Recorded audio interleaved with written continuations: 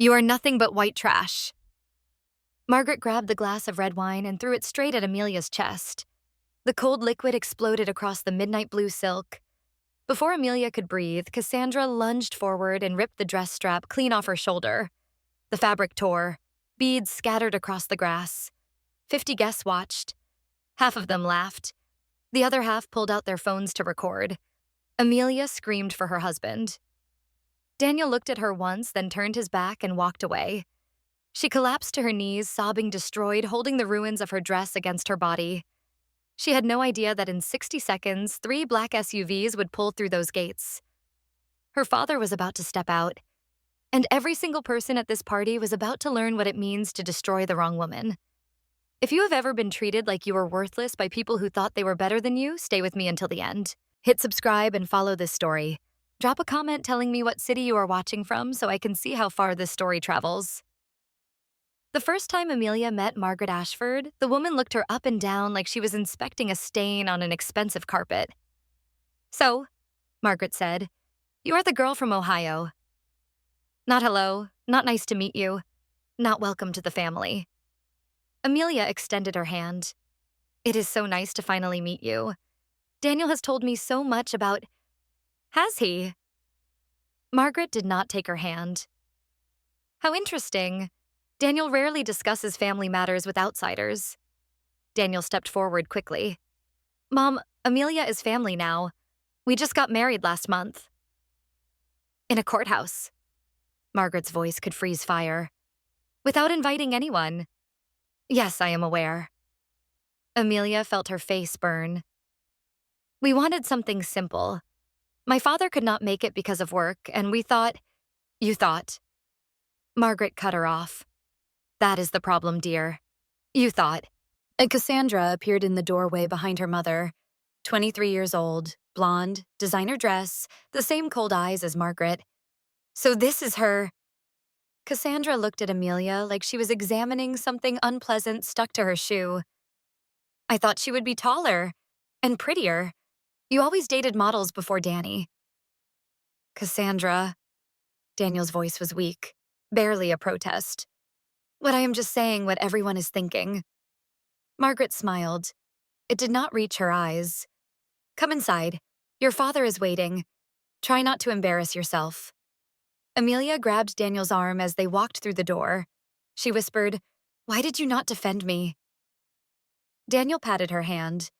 "They are just testing you. Play along. It will get better." It did not get better. Richard Ashford did not stand up when Amelia entered his study. He did not look up from his newspaper. He barely acknowledged she existed. "So," Richard said to the newspaper, "Ohio. What does your father do?" "He works in international consulting. He travels a lot for business." Richard snorted. "Consulting, so nothing real." "Richard," Daniel said, "please. I am asking a simple question." Richard finally looked at Amelia. His eyes were cold, calculating. "What exactly do you bring to this family, besides a pretty face and a cheap dress?" Amelia's hand shook.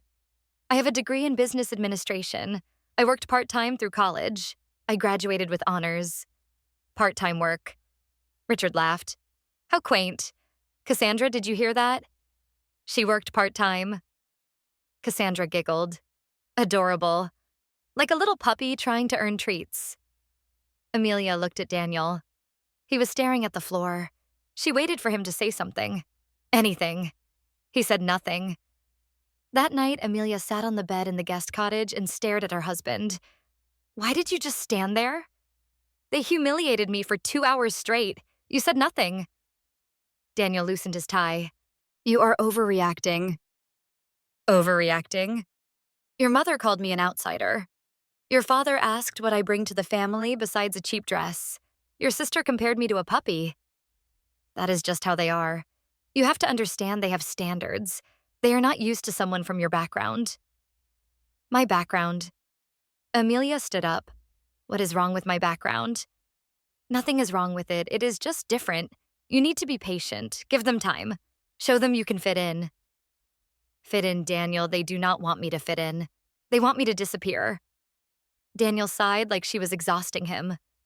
Can we not do this tonight? I have an early meeting tomorrow. Just try harder. That is all I am asking. He walked into the bathroom and closed the door. Amelia sat there alone. The confident girl who had graduated with honors and dreamed of starting her own business felt very far away. 3 weeks later, Margaret walked into the cottage without knocking. Amelia was still in her robe drinking coffee. She jumped up and nearly spilled it everywhere. Margaret, I was not expecting. Obviously. Margaret looked around the small living room. Her lip curled. These dishes are still in the sink from last night. I was going to wash them this morning. A woman in this family does not leave dishes overnight. We have standards. Margaret ran her finger along the windowsill. And when was the last time you dusted? There is a layer of filth on everything. I cleaned 2 days ago. Clearly not well enough. Margaret picked up a framed photo of Amelia's mother. Who is this? My mother. She passed away when I was 15. Margaret set the photo down carelessly. Tragic. I suppose that explains a lot. Amelia's chest tightened. What is that supposed to mean? It means you did not have a proper role model. No one to teach you how a woman should maintain a home, how a woman should present herself, how a woman should behave in polite society. Amelia felt tears prick her eyes. She refused to let them fall. My mother was a wonderful woman. She taught me everything important. Important. Margaret laughed. Darling, if she had taught you anything important, you would not be wearing a robe at 10 in the morning. You would not be living in my guest cottage. And you certainly would not have married my son without a proper wedding. Margaret walked to the door. She paused and looked back. I will be here every morning at 9 from now on. We have a lot of work to do. If you are going to be part of this family, you are going to learn how to act like it. She left. Amelia stood frozen, shaking with rage and humiliation. When Daniel came home that night, she told him everything. He listened. He nodded. Then he said, maybe she has a point. What? I mean, leaving dishes in the sink overnight is kind of gross. And you were still in your robe at 10. Maybe if you made more of an effort. Are you serious right now? She insulted my dead mother, Daniel. She did not insult her. She was just making an observation. An observation. She said my mother did not teach me anything important. Daniel held up his hands. Okay, that was harsh. I will talk to her. But you have to admit you could try harder to fit in. Amelia stared at him. I cannot believe what I am hearing. I am on your side, Amelia. I am just saying life would be easier if you met them halfway. He kissed her forehead like she was a child having a tantrum. I am going to take a shower. Let us drop this, okay? He walked away. Amelia sat alone in the cottage that did not feel like home, married to a man who suddenly felt like a stranger. 1 month later, Cassandra showed up unannounced. She walked straight into Amelia's bedroom and opened the closet. What are you doing? Amelia followed her. Cassandra, you cannot just... Cassandra pulled out a blouse. Oh my God, where did you even get this, Walmart? That is a perfectly nice blouse. It is polyester. Cassandra held it at arm's length like it might infect her. Do you own anything that is not from a clearance rack? Not everyone can afford designer clothes, Cassandra. Obviously. Cassandra pulled out more items. A dress, a sweater, a pair of jeans. This is actually sad, like genuinely depressing. Please stop going through my things. Cassandra ignored her. She pulled out the one nice dress Amelia owned, the dress she had worn to meet Daniel's family for the first time. Wait, is this what you wore when you met my mother? Cassandra burst out laughing. You wore a $40 department store dress to meet Margaret Ashford. No wonder she hates you. She does not hate me. Oh, sweetie. Cassandra dropped the dress on the floor. She absolutely hates you. We all do. You are a gold digger who trapped my brother. Everyone knows it. I am not a gold digger. I love Daniel. Sure you do. Cassandra stepped closer.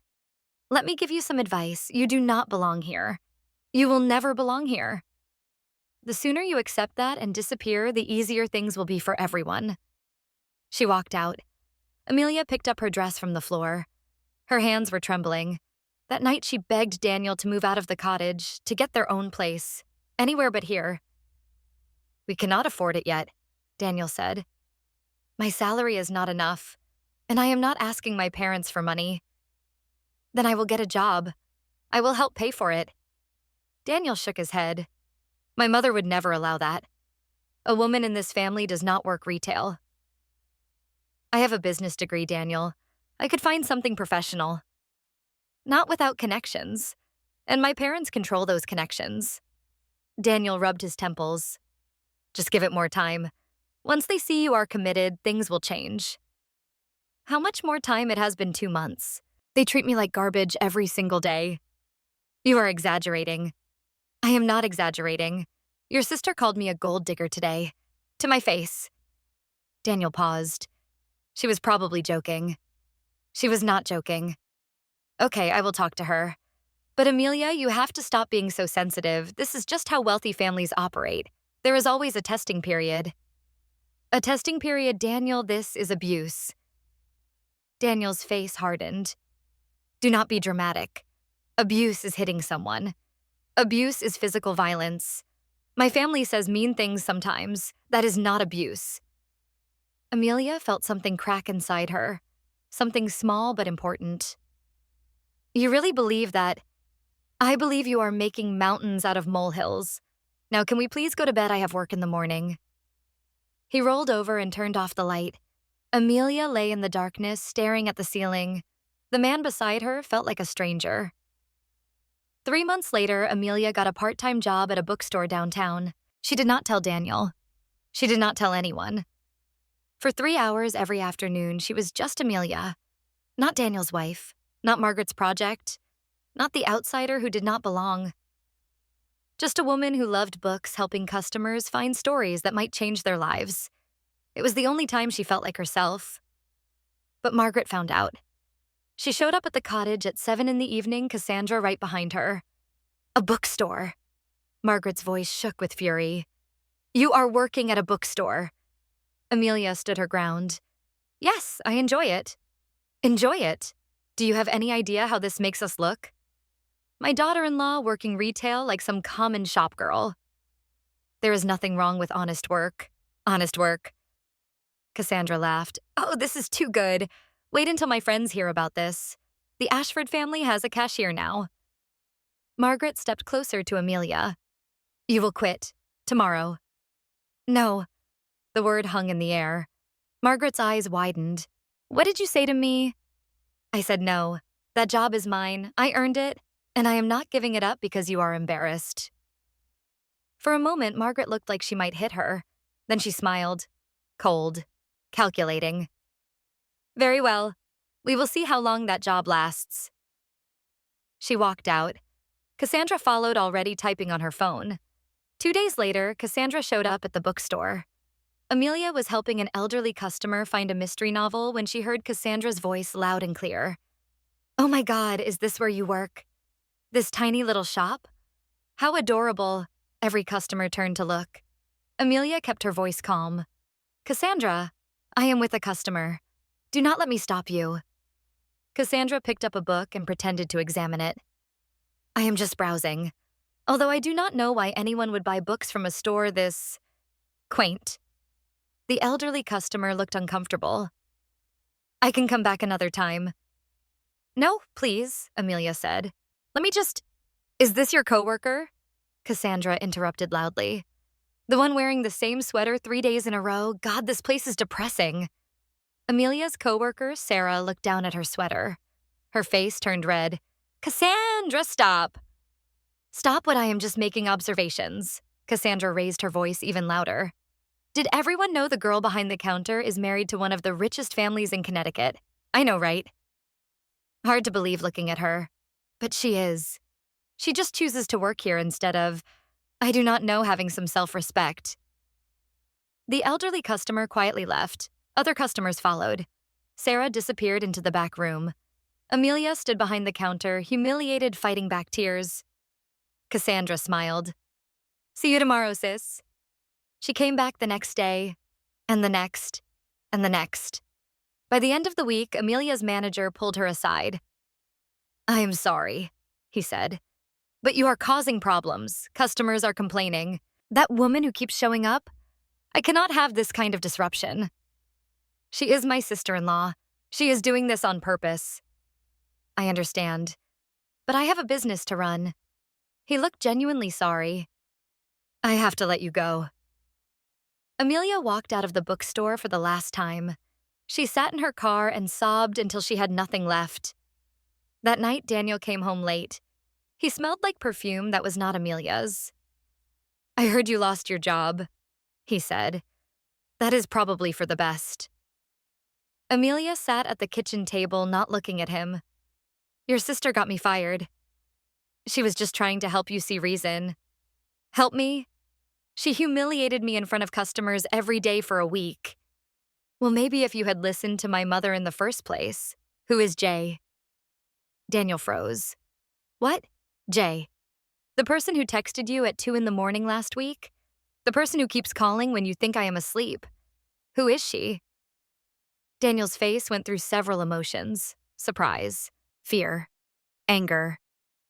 He settled on indignation. You went through my phone? It was sitting on the counter. The screen lit up. I saw the name. That is a violation of my privacy.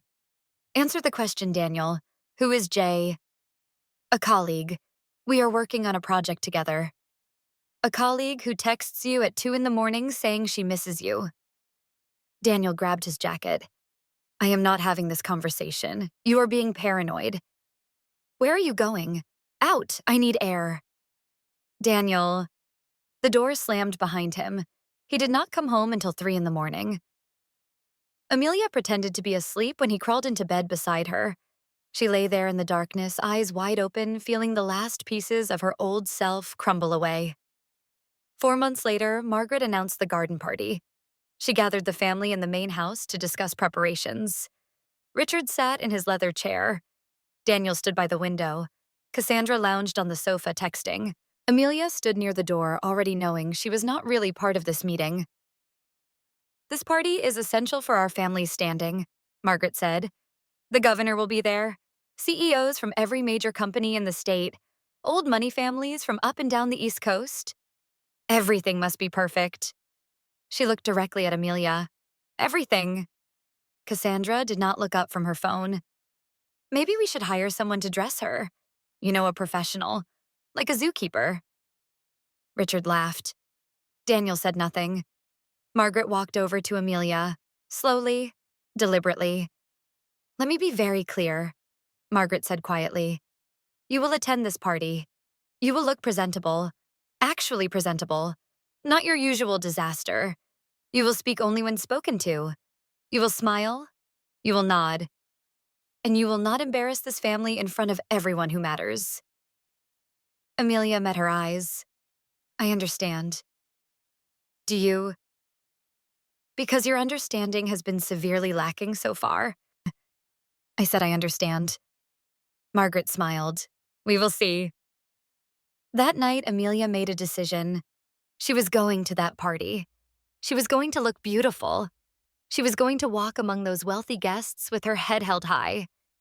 And she was going to prove to every single one of them that she was more than what they saw when they looked at her.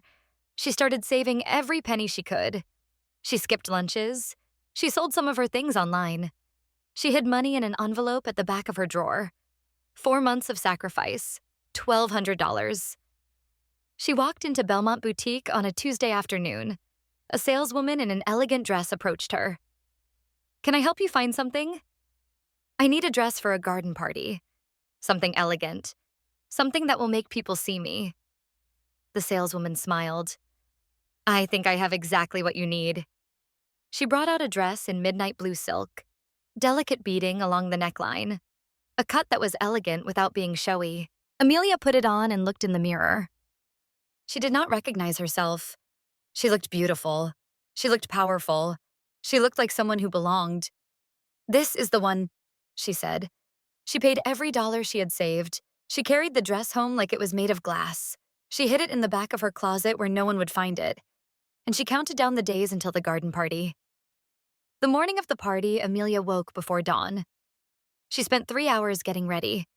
Hair in soft waves, makeup natural but flawless, the midnight blue dress hugging her body perfectly. She looked in the mirror one last time. For the first time in 18 months, she saw herself. Not the broken woman Margaret had tried to create. Not the worthless outsider Cassandra mocked every day. Not the invisible wife Daniel ignored. Just Amelia. She walked out of the cottage with her head high. The party was in full swing when she arrived, 50 or 60 guests on the manicured lawn. White tents, champagne, laughter. A woman Amelia did not know stopped her near the entrance. "What a stunning dress. You must tell me where you got it." Amelia smiled. "Thank you. Belmont Boutique downtown." Beautiful. Simply beautiful. For 1 hour, everything felt possible. People nodded at her. A man asked if she was new to the area. Another woman complimented her jewelry. Amelia stood near the fountain, sipping champagne, finally breathing. Then she saw Margaret and Cassandra spot her from across the lawn. Their faces changed. Something dark passed through their eyes. They started walking toward her. Amelia's heart began to pound, but she held her ground. Margaret reached her first, smiling, the smile of a predator. "Amelia, darling." Her voice carried across the crowd. "Where on earth did you get that dress?" "I saved up and bought it myself, from Belmont Boutique." Cassandra burst out laughing. "You actually spent money on that. It looks like something from a Halloween clearance rack." Guests were turning to watch. Margaret circled Amelia slowly. "You're embarrassing us. Again. In front of everyone who matters. The saleswoman said it was perfect for..."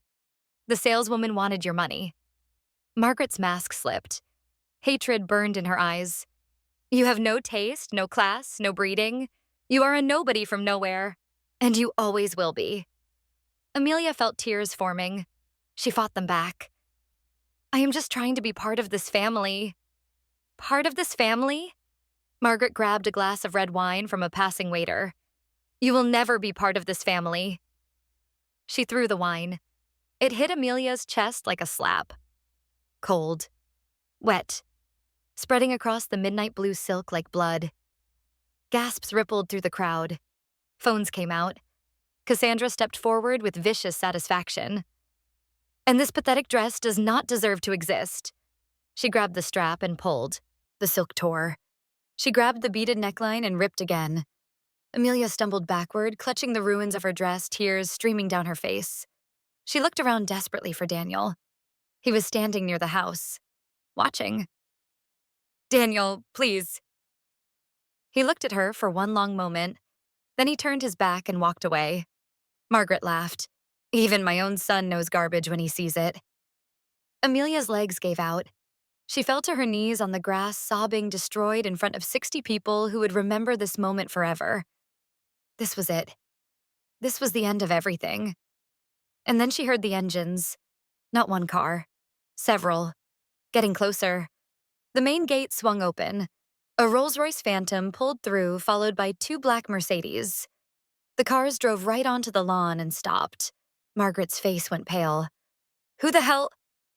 The doors opened. 4 men in dark suits stepped out first. Security. Then the back door of the Rolls-Royce opened. A man emerged. Gray suit tailored to perfection. Silver hair. Eyes that could cut through steel.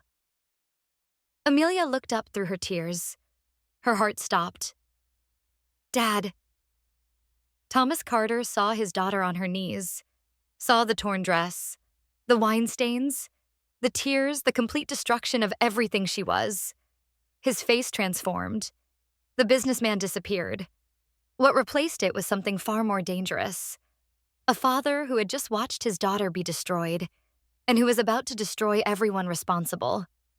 Thomas Carter crossed the lawn in 5 long strides. His security team flanked him but stayed back. He did not need them.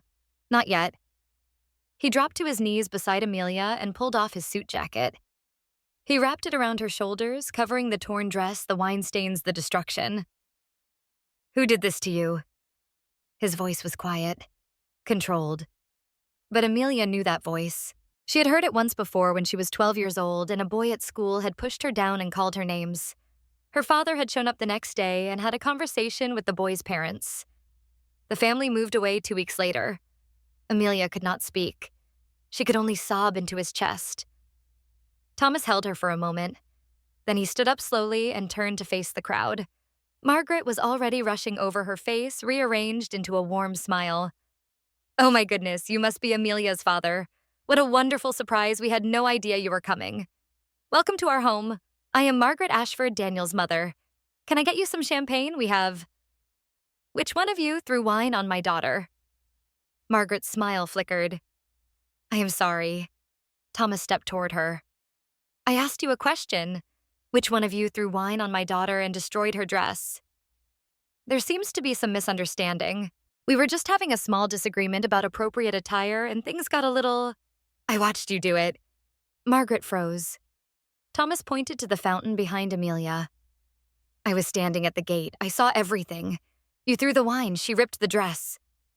He pointed at Cassandra, who had gone pale. "And 60 people watched and did nothing." Margaret tried to laugh. It came out wrong. "Well, this is quite dramatic. I am sure once we all calm down, we can discuss this like civilized—" "Civilized," Thomas's voice dropped to ice. "You call this civilized, assaulting a woman at your own party, destroying her clothes, humiliating her in front of your guests?" Richard Ashford pushed through the crowd. His chest was puffed out, his face red with indignation. "Now hold on just a minute. I do not know who you think you are, but you are on my property. You cannot just drive up here with your security team and start making accusations. If anyone is uncivilized here, it is you." Thomas turned to look at Richard. Something in his expression made Richard take a step back. "Richard Ashford," Thomas said. "Chairman of Ashford Manufacturing. 32 million in debt, bleeding money every quarter, desperately shopping for a buyer who can save your company from complete collapse." Richard's face went from red to white. "How do you know that?" "I know because you have been begging my people for a meeting for the past 6 months." "Your people? What are you talking about?" Thomas smiled. It was not a friendly smile. "You really do not recognize me, do you? We met once about 15 years ago. At a conference in London, you tried to pitch me on a partnership. I declined." Richard squinted at him. His mouth opened, closed, opened again. The color drained from his face completely. "Wait," Richard whispered. "Thomas Carter. Carter Global Industries. You are Thomas Carter." A murmur rippled through the crowd. Phones came out. People started searching. Thomas nodded. "And that woman on the ground, the one your wife just assaulted, that is my daughter. My only child." Margaret grabbed Richard's arm. "Richard, who is he? What is Carter Global?" Richard could not speak. His mouth moved, but no words came out. A woman in the crowd said loudly, "Carter Global is one of the biggest conglomerates in the world. They own banks, manufacturing companies, real estate media. He is worth billions." Margaret's face went gray. "Billions?" Thomas looked at her.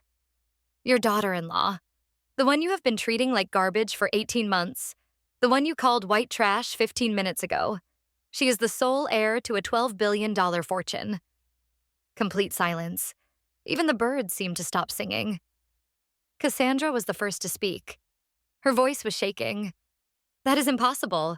She told us her father was a consultant. She works at a bookstore. She wears clothes from—" "She wore clothes she paid for with money she earned. She worked because she wanted to, not because she had to. And she never told you about my money because I asked her not to." Thomas looked at his daughter. His voice softened. "I wanted her to find someone who loved her for who she is, not for what I have. I wanted her to have a normal life, a real marriage, a family that valued her as a person." He turned back to Margaret. The softness vanished. "Instead, she found you." Margaret started backing away. "Mr. Carter, I had no idea. If we had known who you were, we never would have what treated her like a human being. Is that what you are telling me? That you only show basic human decency to people you think are rich enough to deserve it?" "That is not what I meant. That is exactly what you meant." Thomas stepped closer to her. "You tortured my daughter for 18 months. You insulted her every single day. You invaded her home, you humiliated her in front of your friends. You destroyed her job. You made her feel worthless. And now, in front of 60 witnesses, you physically assaulted her and destroyed her property. Margaret was crying now. Please, you have to understand we have a certain way of doing things in our family. We have standards. We were just trying to help her fit in by making her feel like she did not deserve to exist. Thomas turned to his assistant, a tall man in a dark suit who had been standing quietly nearby. Marcus, the acquisition meeting with Ashford Manufacturing that was scheduled for next week. Cancel it. Richard stumbled forward. No, wait, you cannot do that. We need that deal. Our company will not survive without it. I know. Thomas did not even look at him. That is the point. Richard grabbed Thomas's arm. Please, I am begging you. We have 300 employees, families depending on those jobs. You cannot just... Thomas shook off his hand. You should have thought about those families before your wife assaulted my daughter. I will do anything. Name your price. I will fire Margaret from the board. I will publicly apologize. I will... There is nothing you can do. Thomas turned to face him. Your company is dead. You just do not know it yet. Give it 6 months. Maybe less. Richard fell to his knees. Actually fell like his legs could not hold him anymore. Margaret screamed at him. Richard, do something, say something, fix this, yos. But Richard just knelt there on the grass, staring at nothing. Thomas was not finished. He turned to address the crowd. 60 pairs of eyes staring at him. 60 phones recording. Let me tell you all something about the Ashford family. Their company has been failing for years. They are $32 million in debt. Their stock is worthless. The only thing keeping them afloat was the hope of a buyout from Carter Global. He paused. Let that sink in. That hope is now gone. He pointed at the house. This estate, it is mortgaged. The mortgage is held by Sentinel Bank, which is a subsidiary of Carter Financial Holdings. That is one of my companies. Foreclosure proceedings will begin Monday morning. Margaret actually screamed. The house, you are taking our house. I am taking everything. Thomas looked at her with pure contempt. Your social standing, your business connections, your reputation. By tomorrow morning, everyone who matters in Connecticut will know exactly what kind of people you are. The kind who assault defenseless women at garden parties. Cassandra ran forward, tears streaming down her face. Please, Mr. Carter, I am so sorry. I did not mean any of it. I was just following my mother. I did not know who Amelia was. I would never have... You would never have what destroyed her job called her a gold digger, told her she did not deserve to exist. Thomas looked at her like she was something disgusting. You did all of that. You did it happily, you enjoyed it. I was wrong. I am so sorry. I am so... Please, I will apologize to Amelia. I will do anything. The time for apologies was 18 months ago. You chose cruelty. Now you get to live with the consequences. Daniel finally appeared. He had been hiding near the house, watching, waiting to see which way the wind blew. Now he came running across the lawn, his face arranged into an expression of concern. Mr. Carter, sir, thank God you are here. I have been trying to protect Amelia from my family for months. You have to believe me. I had no idea things had gotten this bad. If I had known... Thomas held up one hand. Daniel stopped talking. You watched them pour wine on your wife. You watched your sister rip her dress. You watched her collapse to the ground crying. And you walked away. I was in shock. I did not know what to do. You knew exactly what to do. You chose not to do it. Daniel tried a different approach. He dropped to his knees beside Amelia, reaching for her hand. Amelia, honey, I am so sorry. I should have protected you. I should have stood up to them. Please forgive me. I love you so much. Amelia pulled her hand away like his touch burned. Do not touch me. Her voice was stronger than it had been in 18 months. Daniel looked stunned. Amelia, I said do not touch me. She stood up slowly, still wrapped in her father's jacket. You have not loved me since the day we got married. Maybe you never loved me at all. I was just convenient. Someone to show off to your friends. Someone to come home to when you were done with whoever Jay is. Daniel's face went pale. Jay, what are you talking about? Do not lie to me. Not now. Not after everything. Amelia's voice was shaking, but she did not stop.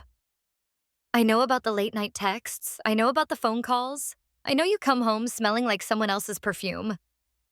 You are imagining things. Am I? A woman's voice came from the crowd. Daniel. Everyone turned. A young woman stepped forward.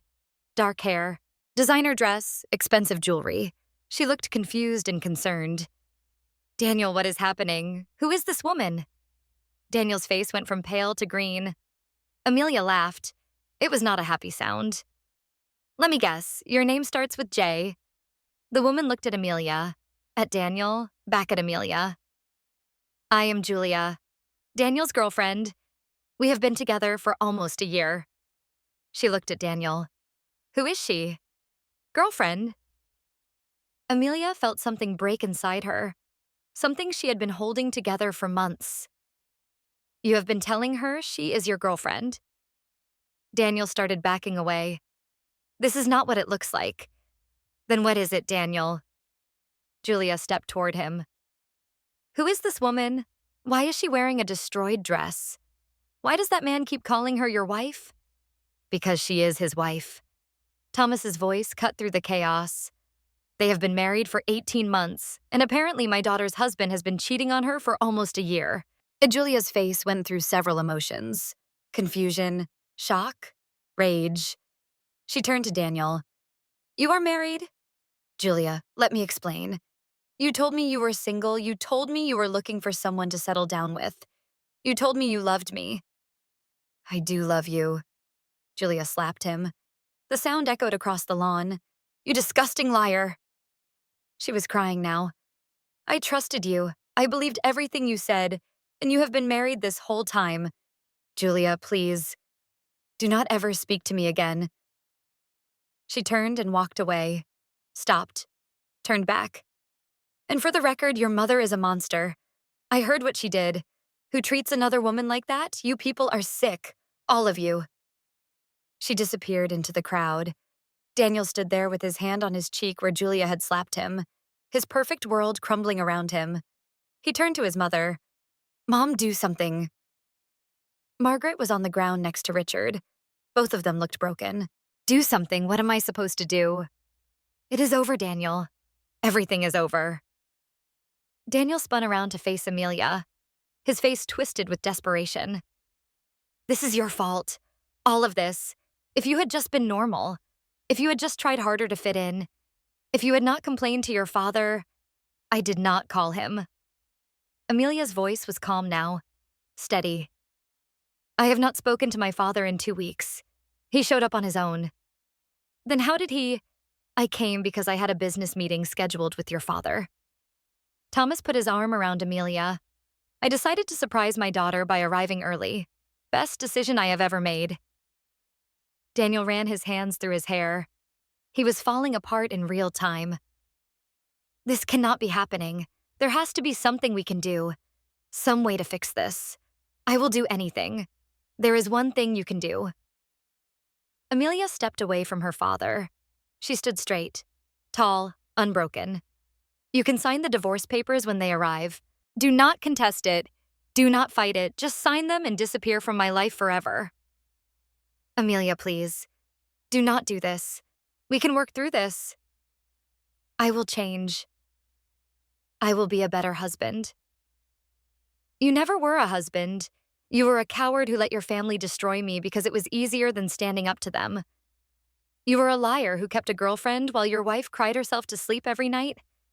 You were a stranger who looked at me suffering and walked away. She took a deep breath.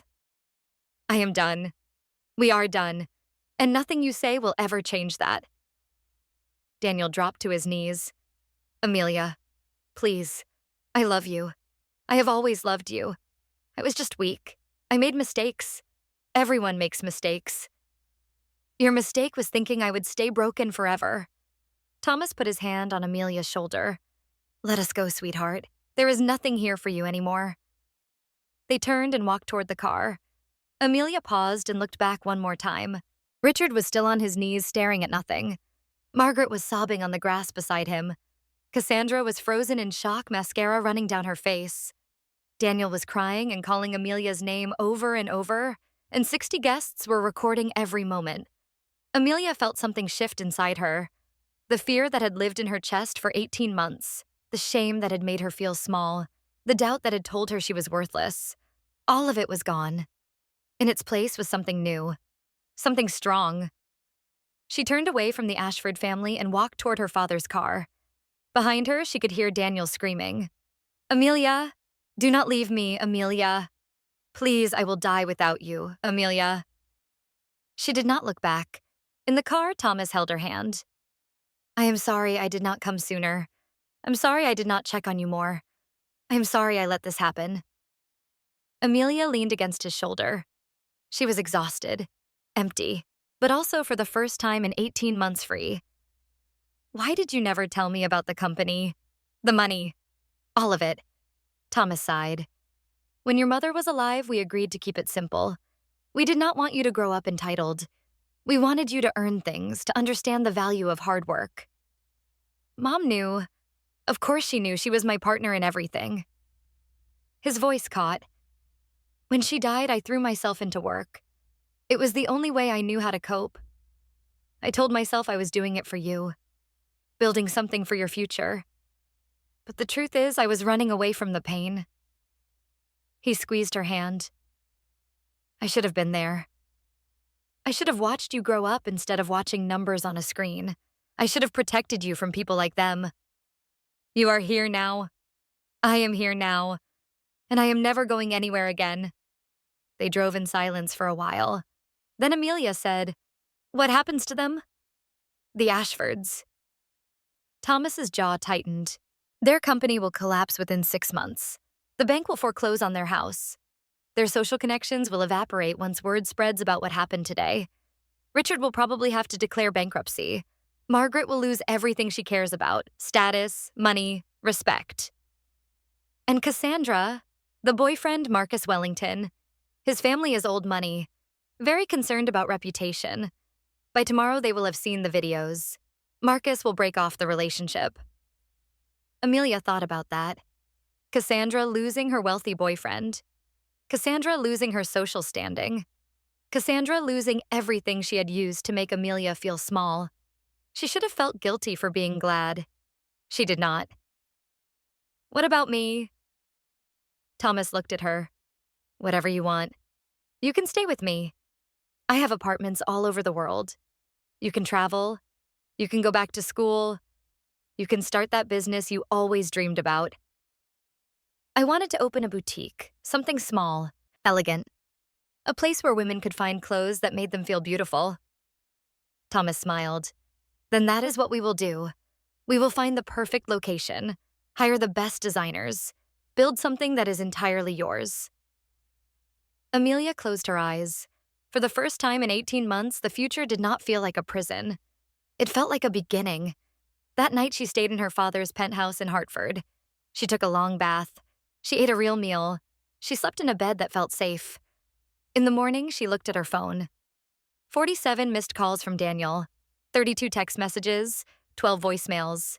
She deleted them all without reading or listening to a single one. Then she blocked his number. Her phone rang almost immediately, a number she did not recognize. She answered. "Amelia, this is Margaret." The woman's voice was broken, desperate. "Please, we need to talk. There has been a terrible misunderstanding. I never meant for things to go this far. If you would just speak to your father, explain that we made a mistake." Amelia hung up. The phone rang again. Same number. She blocked it. It rang again. Different number. She blocked that one too. Her father walked into the room with 2 cups of coffee. "They are going to keep calling. For weeks, maybe months. They will send letters. They will show up places trying to find you. That is what desperate people do when they realize they have destroyed their own lives." Amelia took the coffee. "What should I do?" "Nothing. Ignore them. Eventually, they will give up." He sat down across from her. "In the meantime, we have work to do. I have a team of lawyers starting on your divorce. It should be quick. Daniel has nothing to contest with. He cheated, his family abused you, Any judge in the country would rule in your favor. What about the house, the cottage? You never want to see that place again. My lawyers will handle everything. You just focus on healing. And Amelia looked out the window at the city skyline. It feels strange. Yesterday I had nothing. Today I have everything. You always had everything. Thomas reached across the table and took her hand. You just did not know it. And now no one will ever be able to take it away from you again. Amelia squeezed his hand. She thought about her mother, about what she would say if she were here. She thought about the garden party, about Margaret's face when she realized who Thomas was, about Daniel crying on his knees while she walked away.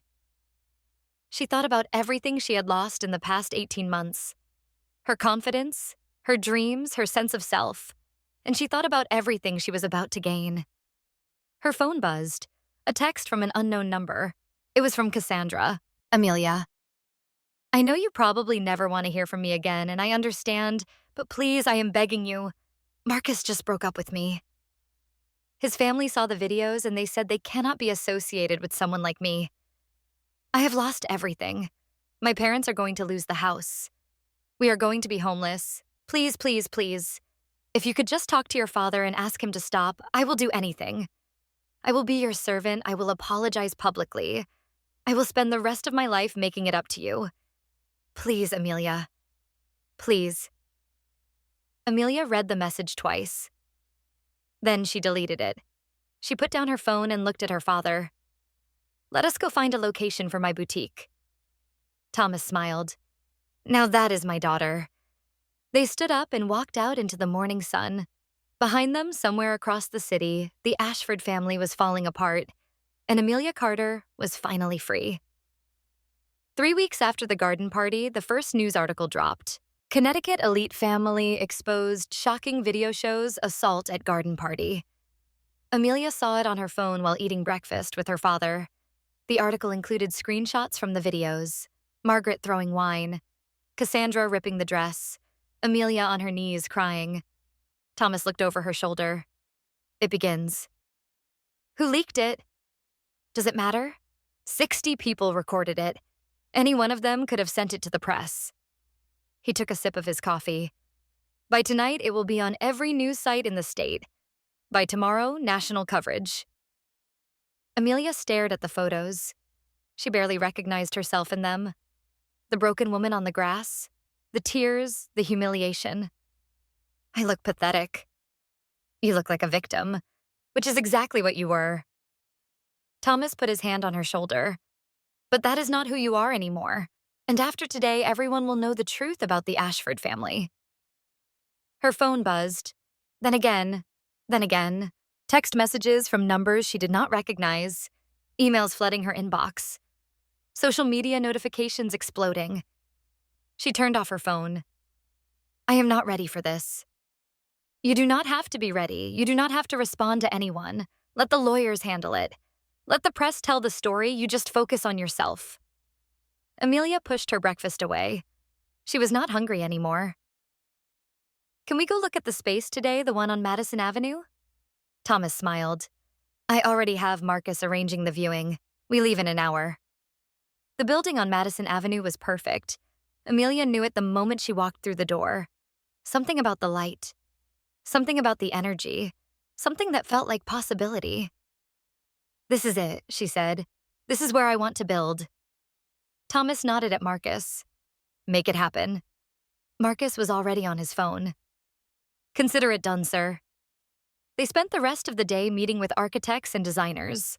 Amelia described her vision, elegant but welcoming, luxurious but not intimidating, a place where any woman could walk in and feel like she belonged. I want every woman who comes through that door to feel beautiful, Amelia said.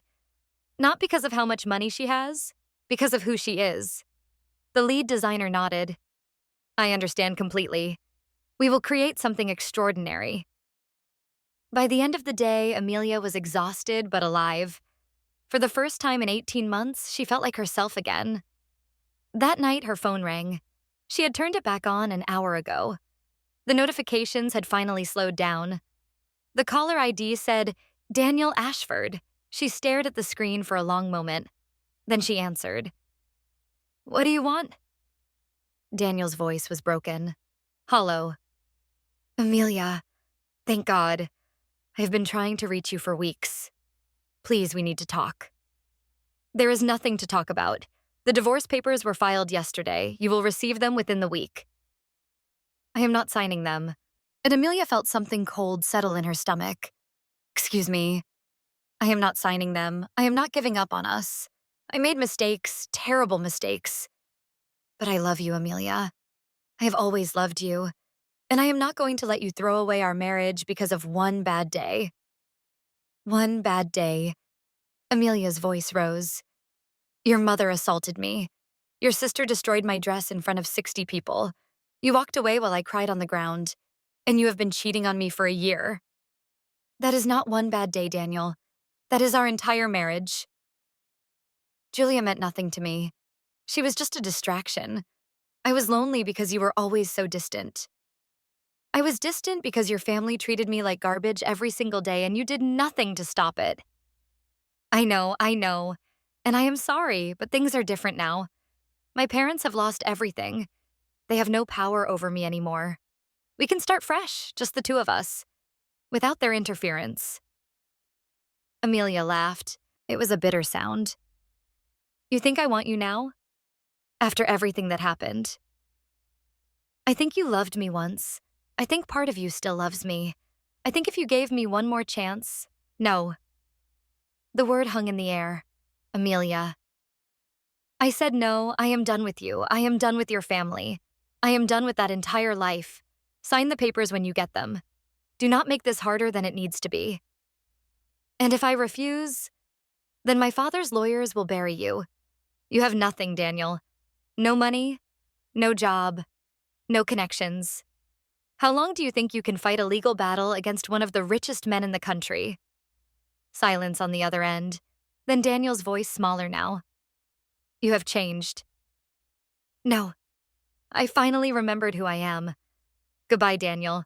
Do not call me again." She hung up. Her hands were shaking. Thomas appeared in the doorway. "Was that him?" "He says he will not sign the divorce papers." "He will sign them. Give it time. Once he realizes he has no options left, he will do what he needs to do to survive." "What if he does not? Then we drag him through court. We expose every lie he ever told, every secret he tried to hide. By the time we are done, no one in this country will hire him, date him, or even look at him without disgust." Amelia took a deep breath.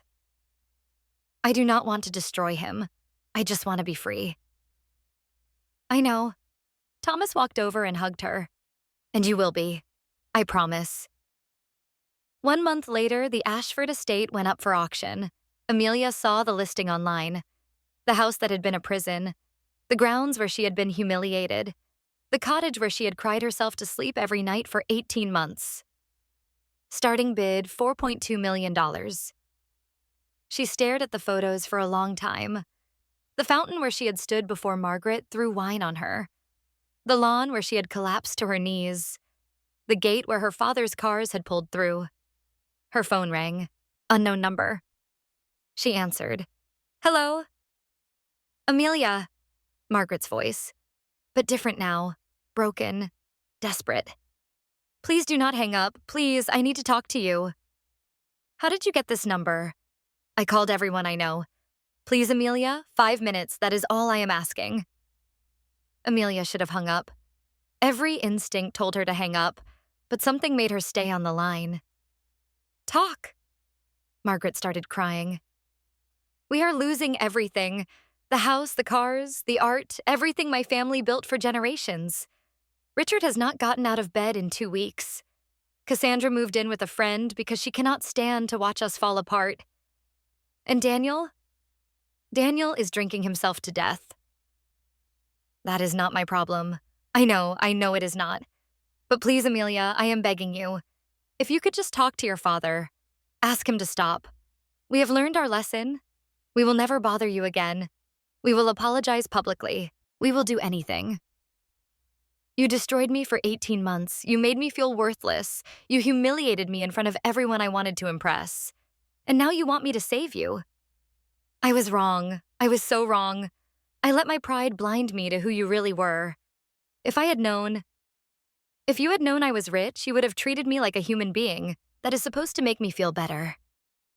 That is not what I meant. That is exactly what you meant. You treated me like garbage because you thought I was beneath you. Now you are the one beneath, and you expect me to reach down and pull you up. Please, Amelia, I am not asking for myself. I am asking for Richard. He is going to have a heart attack if this continues. The stress is killing him. Amelia thought about Richard, his cold eyes, his newspaper, his comments about her bringing nothing to the family. He should have thought about that before he let you torture his daughter-in-law. He did not know how bad it was. I did not tell him everything. Then that is between you and him. It has nothing to do with me. Amelia, please. Goodbye, Margaret. Do not call me again. She hung up. This time her hands did not shake. 2 months later, the boutique opened. Elena's, named after Amelia's mother. The grand opening was covered by every fashion magazine in New York. Celebrities attended. Designers raved about the aesthetic. Customers lined up around the block. Amelia stood in the center of her store, surrounded by beautiful clothes and beautiful people, and felt something she had not felt in years: pride. Thomas watched from the corner, beaming like he had never beamed before. Your mother would be so proud of you, he said when the crowd thinned out. I wish she could see this. She can, I am sure of it. A woman approached Amelia, elegant, well-dressed, familiar somehow. Excuse me, are you Amelia Carter? The owner. I am. The woman extended her hand. I am Victoria Hayes. I was at the garden party, the one where, well, you know. Amelia's body went rigid. Victoria held up her hands. Please, I am not here to cause trouble. I just wanted to apologize, personally. Apologize? I was there. I watched what they did to you, and I did nothing. Victoria's eyes were wet. I have thought about it every day since. I should have stepped in. I should have said something. I should have helped you. Instead, I just stood there like everyone else. Amelia did not know what to say. After that day, I cut ties with the Ashford family. I told everyone I know what really happened. I wanted you to know that not everyone who was there is okay with what they did. Thank you. That means more than you know. Victoria smiled. Your store is beautiful. I am going to tell all my friends about it. You deserve every success. She squeezed Amelia's hand and walked away. Thomas appeared at Amelia's side. Who was that? Someone who chose to be human.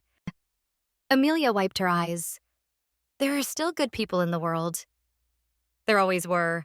You just had to survive the bad ones to find them. 3 months after the boutique opened, Daniel showed up. Amelia was in the back office reviewing inventory when her assistant knocked on the door. There is a man here to see you. He says he is your husband. Amelia's blood went cold. Tell him I am not available.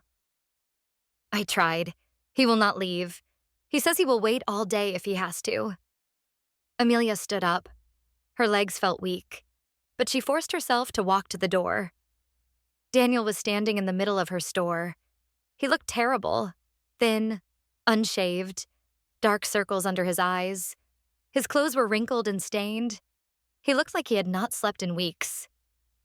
Amelia. His voice cracked when he saw her. You look beautiful. This place is incredible. I always knew you could do something like this. What are you doing here, Daniel? I came to see you, to talk to you. Please, Amelia, just 5 minutes. Customers were starting to stare. Staff members looked uncertain. Amelia grabbed Daniel's arm and pulled him toward the back. She could not have this conversation in the middle of her store. In the back hallway away from everyone, she turned to face him. Say what you came to say, then leave. Daniel reached into his pocket and pulled out a crumpled envelope. I signed them. The divorce papers, they are all here. Amelia took the envelope. Her hands were trembling slightly. Why now? You said you would never sign. Because I have nothing left to fight with. Daniel's eyes filled with tears. My father had a stroke last week. He is in the hospital. The doctors say he might not walk again. My mother has been evicted from the house. She is living with her sister in Delaware. Cassandra's friend kicked her out. She is sleeping on couches. And you? I have been staying in a motel, the cheapest one I could find. I sold everything I owned. My watch, my car, my clothes, all of it. He laughed bitterly. I'm wearing borrowed clothes right now. Amelia looked at him. This broken man who had once seemed so perfect, so charming, so full of promise. She felt nothing. I am sorry about your father. I truly am. But this does not change anything between us. I know. I know it does not. I just wanted you to know that I understand now. What it feels like to be treated like you are nothing. What it feels like to have everyone look down on you. What it feels like to lose everything. Good. Maybe you will learn something from it. Daniel wiped his eyes. I loved you, Amelia. I know you do not believe me. I know I did not show it the way I should have. But I loved you. In my own broken way. Your love was not enough. It was never enough. I know. He took a step back. I will not bother you again. I just wanted to see you one more time. To tell you that I am sorry. For everything.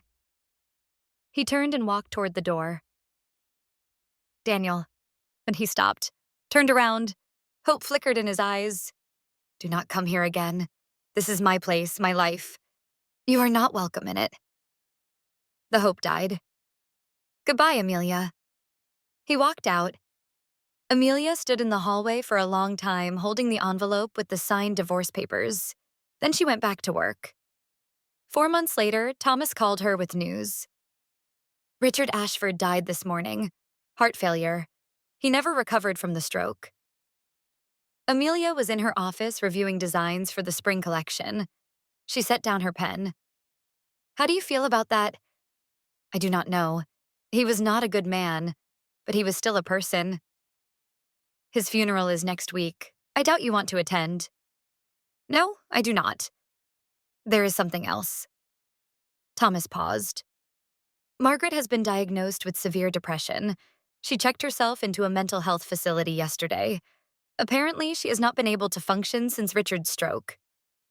Amelia thought about Margaret, her cruelty, her condescension, her absolute certainty that she was better than everyone around her.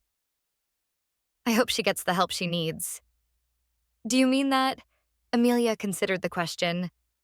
I do not wish her suffering, but I am not going to pretend I am sorry for what happened to her. She made choices. She is living with the consequences. That is fair.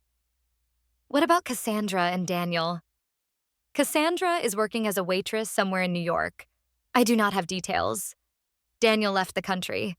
Someone said they saw him in Thailand. Probably trying to start over somewhere, nobody knows his name. Thailand. Amelia shook her head. Running away? That sounds like Daniel. The Ashford name is destroyed. Their company is gone. Their assets are liquidated. Everything they built for 3 generations has been erased. Is that enough for what they did to me? Thomas was quiet for a moment. That is not for me to decide. Is it enough for you? Amelia looked around her office, at the designs on her desk, at the photos of her boutique on the wall, at the life she had built from the ashes of her marriage. I think so. I think it is time to stop looking backward and focus on what is ahead. That sounds like wisdom. I learned it from someone. Your mother, both of you. Thomas laughed softly. Sunday dinner this week. I would not miss it. She hung up and went back to her designs. 6 months later, Amelia met Ethan. He walked into her boutique on a Tuesday afternoon looking lost. Tall, dark hair, kind eyes. He was wearing jeans and a simple sweater completely out of place among the designer clothes. Can I help you find something? Amelia approached him with her professional smile. I hope so. I am looking for a gift for my sister. She is turning 30 and I have no idea what to get her. What does your sister like? That is the problem. I do not know. We were not close growing up. I am trying to change that. There was something in his voice, something honest, something real. Amelia spent an hour helping him pick out the perfect gift, a silk scarf in deep burgundy, elegant but not flashy. When he paid, he looked at her with those kind eyes. Thank you. You did not have to spend so much time helping me. That is my job. No, it is not. Your job is to sell things. What you did was help someone. There is a difference. Amelia felt her face warm. I hope your sister likes it. She will. He paused at the door. I am Ethan, by the way. Ethan Brooks. Amelia Carter. I know. I read about you. The article in Vogue last month. Amelia tensed. The article had mentioned her past, the garden party, the divorce. I am sorry if that... Do not be sorry. I think you are incredibly brave. What you went through, what you built afterward, it is inspiring. He smiled. It was a genuine smile. No agenda behind it. Goodbye, Amelia. Thank you again. He left. Amelia watched him go. Something in her chest felt different. 3 days later, he came back. I need another gift. My mother's birthday is coming up. Amelia smiled. Of course. Let me help you. They spent another hour together, talking, laughing, discovering they had more in common than either expected. He was an architect. He designed affordable housing for low-income families. He had spent 2 years in Africa building schools. He believed that everyone deserved beauty in their lives, not just the wealthy. When he left, he turned at the door. Would you like to have coffee with me sometime? Not here. Somewhere else. Just to talk. Amelia's first instinct was to say no. She was not ready. She was still healing. She did not trust anyone, but something about his eyes, something about his voice. Yes, I would like that. His face lit up. Tomorrow there is a place on 53rd Street. Quiet. Good coffee. Tomorrow works. He grinned like a kid on Christmas morning. I will see you then. He practically bounced out of the store. Amelia's assistant appeared beside her. Was that the same guy from last week? Yes. He is cute, and he seems nice. He does seem nice. You deserve nice. Amelia thought about that. About everything she had been through. About the broken woman she had been. About the person she had become. Maybe I do. The next day, she met Ethan for coffee. They talked for 3 hours. About their childhoods, their dreams, their fears, their mistakes. Ethan had been married once. It ended badly. She cheated.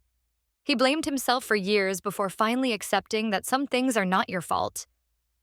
I thought I would never trust anyone again, he said. But then I realized that one person's betrayal does not define everyone. Some people are worth trusting. You just have to be brave enough to find them. Amelia looked at him across the table. I am not ready for anything serious. I am still putting myself back together. I am not asking for anything serious. I am asking for coffee. And maybe another coffee after that. And we see where it goes. That sounds reasonable. I am a reasonable man. He smiled. Most of the time. Amelia laughed. It was a real laugh. The kind she had not heard from herself in a very long time. They ordered more coffee. And they kept talking. 8 months after the garden party, Amelia stood in front of the mirror in her penthouse. She was wearing a new dress, one of her own designs. Simple, elegant, powerful. Tomorrow was the 1-year anniversary of her divorce being finalized. Her boutique had 3 locations now. Her designs were worn by celebrities. Her name was synonymous with elegance and strength. Thomas knocked on her door. Ready for dinner? Almost. He walked in and stood beside her, looking at their reflections in the mirror. You look like your mother. More and more every day. I take that as the highest compliment. It is. And he put his arm around her. She would be so proud of you. Not because of the success, because of who you became. Amelia leaned into him. I could not have done it without you. You could have. You just would have taken longer. He kissed the top of her head. Ethan is downstairs. He brought flowers again. Amelia smiled. He brings flowers every Sunday. I know. I like him. I like him too. Thomas looked at her in the mirror. Are you happy? Amelia thought about the question, about everything she had survived, everything she had built, everyone who had tried to break her. Yes, I think I finally am. They walked downstairs together to Sunday dinner. Ethan was waiting with a bouquet of roses and a smile that made Amelia's heart feel full. Somewhere in a mental health facility in Connecticut, Margaret Ashford was staring at a wall. Somewhere in Thailand, Daniel Ashford was drinking alone in a bar, wondering where his life went wrong. Somewhere in New York, Cassandra Ashford was serving tables and pretending she had never heard the name Ashford before. And in a penthouse in Manhattan, Amelia Carter was surrounded by people who loved her building a life she had chosen for herself. The universe had balanced the scales, and karma, as always, was watching. 1 year after the garden party, Amelia received a letter. It arrived at her boutique on a Thursday morning. Handwritten, no return address. Her assistant brought it to her office with a confused look. This came for you. It looks personal. Amelia took the envelope. The handwriting was shaky, unfamiliar. She opened it carefully. Dear Amelia, I do not expect you to read this. I do not deserve your attention after everything I did. But I am dying, and dying people are allowed to be selfish one last time. The doctors gave me 6 months. Maybe less. The cancer spread faster than they expected. I am writing this from a hospice in Delaware. My sister's house became too much for her to handle. I am not asking for forgiveness. I know I do not deserve it. I am not asking for your pity. I am simply asking for the chance to say what I should have said a long time ago. I was wrong. About everything. About you. About who matters in this world. About what makes a person valuable. I spent my entire life measuring people by their wealth, their status, their connections. I taught my children to do the same. And now I am dying alone, and the only people who ever visit me are nurses who are paid to be here. Daniel is gone. I do not know where. He stopped responding to my messages months ago. Cassandra came once, stayed for 10 minutes, and never came back. Richard is dead. My friends have all disappeared. I destroyed my family. I destroyed myself. And I destroyed you. I am sorry. Those words mean nothing now. I know that. But I needed to say them before I go. I hope you are happy. I hope you found someone who deserves you. I hope you built the life you always dreamed of. You were always better than us. I was just too blind to see it. Margaret Ashford. Amelia read the letter 3 times. Then she set it down and stared at the wall. Her assistant knocked on the door. Amelia, your 10 o'clock appointment is here. Cancel it. Cancel it. Cancel everything today. I need some time. She picked up her phone and called her father. I need to see you, now. 30 minutes later, Thomas walked into her office. He took one look at her face and sat down across from her. What happened? Amelia handed him the letter. Thomas read it slowly. His expression did not change. When he finished, he set it down on her desk. How do you feel? I do not know. Confused, angry, sad, all of it at once. Do you believe her? I do not know that either. She spent 18 months lying to me about who she was. How do I know this is not another manipulation? Thomas leaned back in his chair. What would she gain from it? She has nothing left. She is dying. Manipulation requires something to gain. Maybe she wants me to visit her. Maybe she wants to see me suffer one more time. Maybe. Or maybe she is just a dying woman who finally realized how badly she failed. Amelia picked up the letter again. She says she is in a hospice in Delaware. She says Cassandra only visited once. Daniel has not responded to her at all, T. That sounds about right. When things get hard, the Ashford family scatters. Should I go see her? Thomas raised an eyebrow. Do you want to? No, I never want to see her again. Amelia paused. But part of me thinks I should. For closure. For myself. Then go. Not for her, for you. What if she just wants to hurt me one last time? Then you leave. You have the power now, Amelia. She cannot touch you anymore. Amelia looked at the letter for a long time. I need to think about it. Take all the time you need. That night, Amelia told Ethan about the letter. They were sitting on the couch in her penthouse, his arm around her shoulders, her head resting against his chest. She is dying, Ethan said quietly. That changes things. Does it? She tormented me for 18 months. She humiliated me in front of 60 people. She tried to destroy my marriage. She did destroy your marriage, but Daniel destroyed it too. He made his own choices. Amelia sat up and looked at him. Are you saying I should forgive her? No, I am saying you should think about what you need. Not what she needs. Not what your father thinks. What do you need to move forward? I do not know. Then figure it out. And whatever you decide, I will support you. Amelia leaned back against him. How are you so calm about everything? Years of therapy.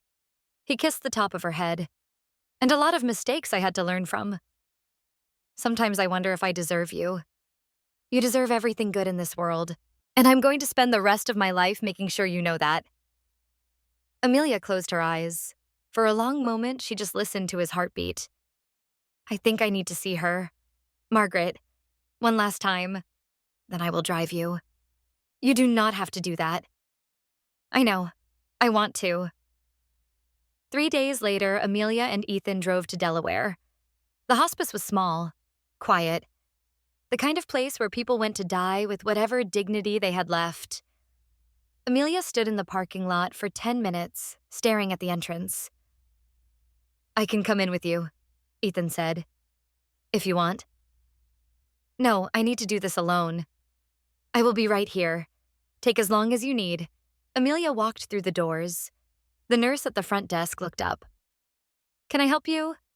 I am here to see Margaret Ashford. The nurse checked her computer. Room 112, down the hall, second door on the left. She does not get many visitors. I know. Amelia walked down the hallway. Her heart was pounding. Her hands were sweating. Every step felt like walking toward something she could not take back. She stopped outside room 112. The door was slightly open. She could hear the beeping of machines inside. She pushed the door open and stepped in. Margaret was lying in bed. She looked nothing like the woman Amelia remembered. The perfectly styled blonde hair was gray and thin. The sharp features were sunken. The cold eyes were closed. For a moment, Amelia thought she was already dead. Then Margaret's eyes opened. She stared at Amelia for a long moment. Confusion, recognition, disbelief. You came. Her voice was barely a whisper. I did not think you would come. Amelia stood at the foot of the bed. She did not move closer. I almost did not. Margaret tried to sit up. She could not. She fell back against the pillows, exhausted from the effort. Thank you for coming. I know I do not deserve it. You do not. I know. Tears started streaming down Margaret's face. I know what I did to you. I know how I treated you. I have had nothing but time to think about it. Good. I was so wrong, Amelia, about everything. I thought I was better than you because I had money and status and a name that meant something. But none of that matters now. None of it ever mattered. Amelia crossed her arms. Why did you write to me? What do you want? I told you. I want to say I am sorry. That is all. Just to say the words to your face before I die. You think that makes up for what you did? No, nothing makes up for what I did. I destroyed you. I destroyed my own family. I destroyed everything I touched. Margaret sobbed. I was so afraid. My whole life, afraid of not being good enough. Afraid of losing what I had. Afraid of being seen as weak. And I took that fear out on you. That is not an excuse. I know it is not. There is no excuse. I was cruel. I was vicious. I was everything a mother should never be. She looked at Amelia with eyes that had no more walls left. You did not deserve any of it. You were kind and patient and strong, and I hated you for it. Amelia felt something twist in her chest. You hated me for being kind. I hated you because you were everything I was not. You were genuine.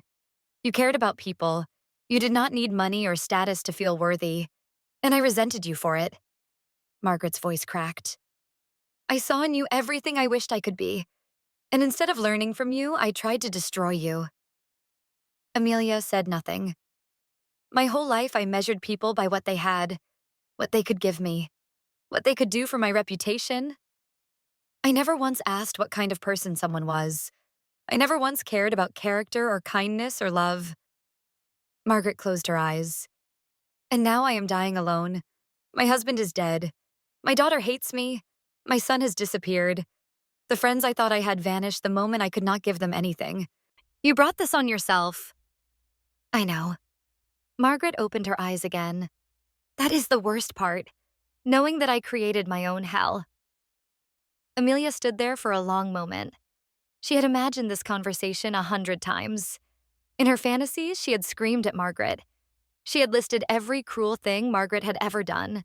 She had made Margaret feel every ounce of pain she had caused. But now, looking at this broken woman in this hospital bed, Amelia felt none of that. She just felt tired. I am not going to forgive you, Amelia said finally. What you did to me will never be okay. I will carry those scars for the rest of my life. I understand. But I am not going to hate you either. Hating you takes energy I do not want to give you anymore. Margaret nodded. More tears fell. I came here for myself, not for you. I needed to see you like this. I needed to know that there were consequences. I needed closure. Did you get it? Amelia thought about the question. I think I did. She turned to leave. Amelia? She stopped at the door. You are going to have an amazing life.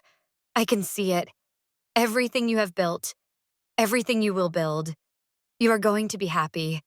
Really happy. Margaret's voice was barely audible. I wish I had gotten to know the real you. I think we could have been friends. Amelia looked back at her one last time. No, we could not have. Goodbye, Margaret. She walked out. In the parking lot, Ethan was leaning against the car waiting. He opened his arms and she walked into them. He held her while she cried. Not for Margaret, for herself, for the girl who had been destroyed on that lawn, for the woman who had survived and rebuilt and become something stronger. When the tears stopped, Ethan wiped her face. How do you feel? Free. I think I finally feel free. He kissed her forehead. Let us go home. 2 weeks later, Margaret Ashford died. Amelia found out from a news article. She did not attend the funeral. She did not send flowers. She simply noted it and moved on. That same week, her boutique was featured on the cover of a major fashion magazine. Amelia Carter, the woman who built an empire from the ashes. The article mentioned the garden party. It mentioned the Ashford family. It mentioned everything Amelia had survived. But mostly, it focused on what she had built afterward. The 3 boutique locations, the charitable foundation for domestic abuse survivors, the mentorship program for young women entrepreneurs. Thomas called her the morning the magazine came out. Have you seen it? I have seen it. How does it feel? Surreal. Like it is happening to someone else. It is happening to you, and you deserve every word. Dad. Yes. Thank you for everything, for showing up at that garden party, for believing in me, for helping me rebuild. You rebuilt yourself, Amelia. I just provided some resources. That is not true, and you know it. Thomas was quiet for a moment. Your mother told me something before she died. She said you were going to do extraordinary things. She said you had a strength inside you that would survive anything. I did not understand what she meant until I saw you on that lawn broken, but not destroyed, and I watched you rise. Amelia felt tears prick her eyes. I miss her. I miss her too. Every single day. Do you think she would be proud? I think she would be overwhelmed with pride, just like I am. 3 months later, Cassandra Ashford walked into Elena's boutique. Amelia was on the sales floor helping a customer select a dress for her daughter's wedding. She looked up when the bell chimed and froze. Cassandra stood in the doorway. She looked nothing like the woman who had ripped Amelia's dress at the garden party. She was thin, worn. Her clothes were cheap and did not fit properly.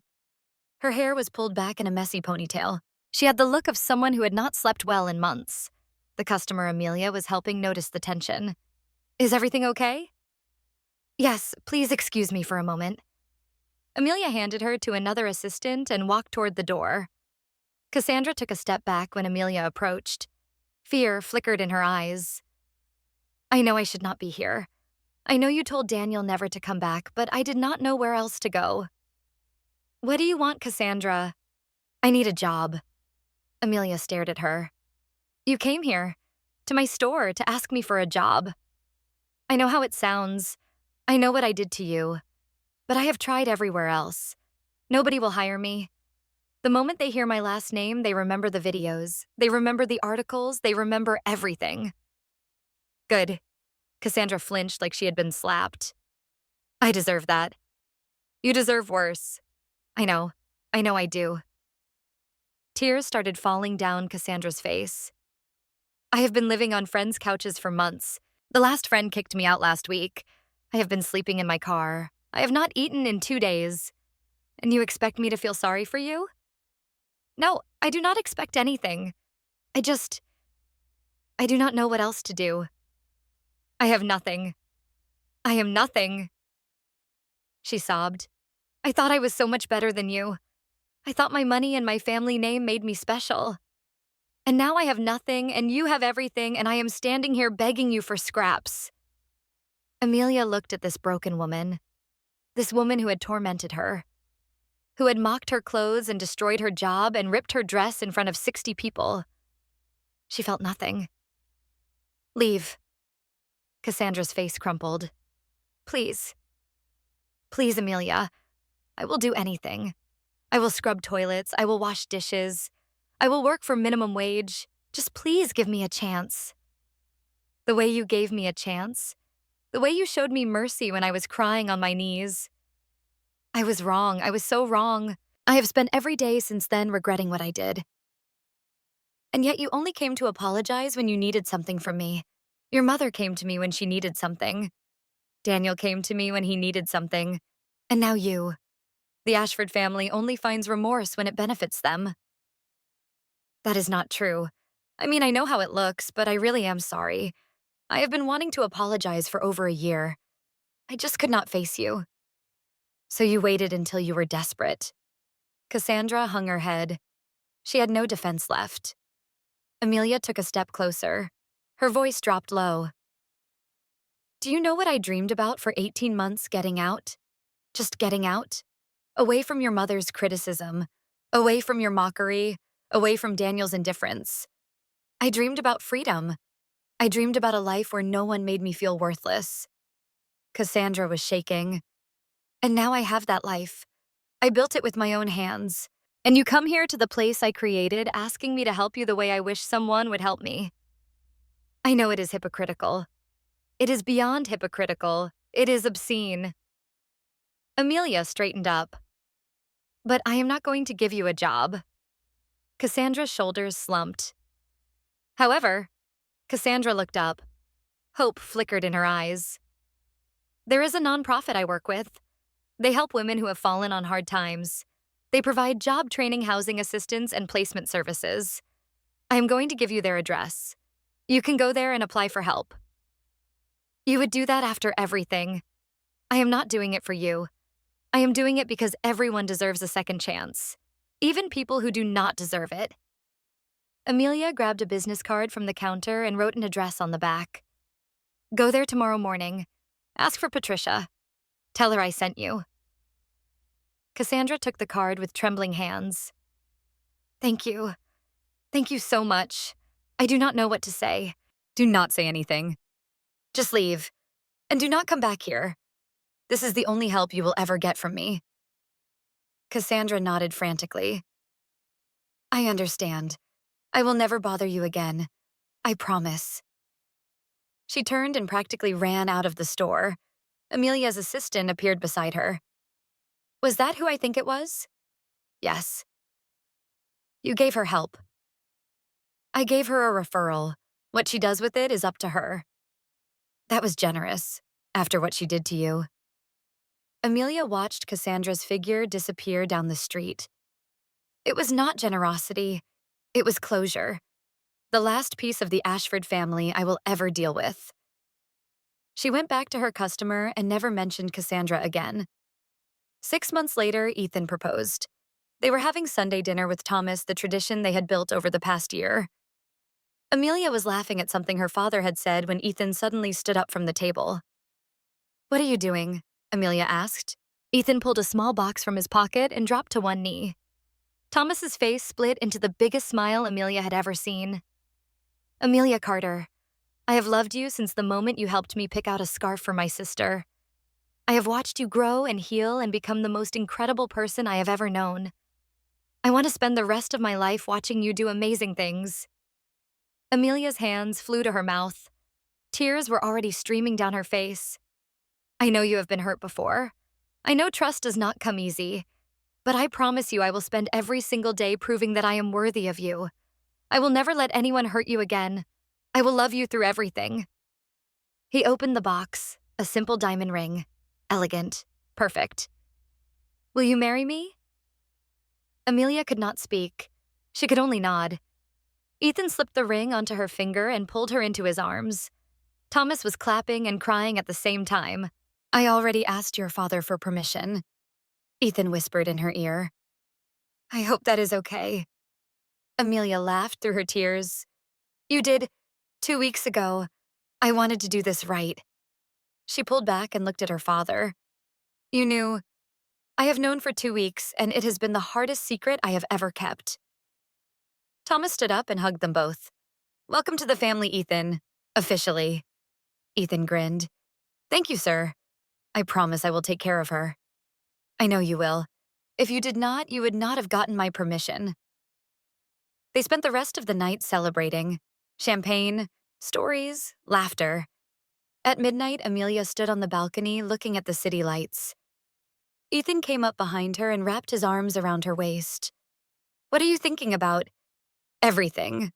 The garden party, the divorce, the boutique, my father, you, all of it. That is a lot to think about. I used to have nightmares. About Margaret throwing wine on me. About Cassandra ripping my dress. About Daniel walking away. For months I woke up in a cold sweat reliving that moment. And now, I have not had that nightmare in almost a year. I think it finally let me go." Ethan kissed her shoulder. "You let it go. You did the work. You healed. I had help. You had support, but the strength was always yours." Amelia turned in his arms to face him. "I love you. I love you too. More than I know how to say. Promise me something. Anything. Promise me we will always be honest with each other. No secrets, no lies. No pretending everything is fine when it is not." "I promise." He held up his hand. "No secrets, no lies, no pretending. We face everything together. Together." He kissed her, soft, sweet, full of promise. In the living room, Thomas watched them through the window. He thought about his wife, about how proud she would be of their daughter, about how far Amelia had come. He pulled out his phone and typed a text to his assistant. "Start the paperwork. I am making Amelia my successor. Effective immediately." He put the phone away and smiled. His daughter was going to change the world. He was just lucky enough to watch. 2 months later, Amelia received news from Patricia at the nonprofit. "I thought you should know. Cassandra Ashford completed our program. She got a job as an administrative assistant at Bain, at a small company downtown. She has been working there for 6 weeks. She has her own apartment now." Amelia sat back in her chair. "She finished the program." "She did. I almost did not believe it myself. When she first came in, she was a mess. Entitled, resistant. She complained about everything. But somewhere around week 3, something shifted. She started listening, started working, started changing."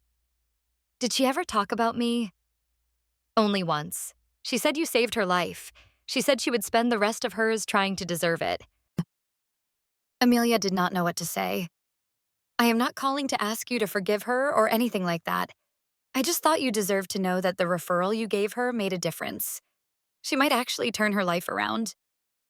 "Thank you for telling me. Thank you for sending her to us. Not many people would have done that. After she hung up, Amelia sat in her office for a long time. She thought about Cassandra, about the woman she had been, about the woman she might become.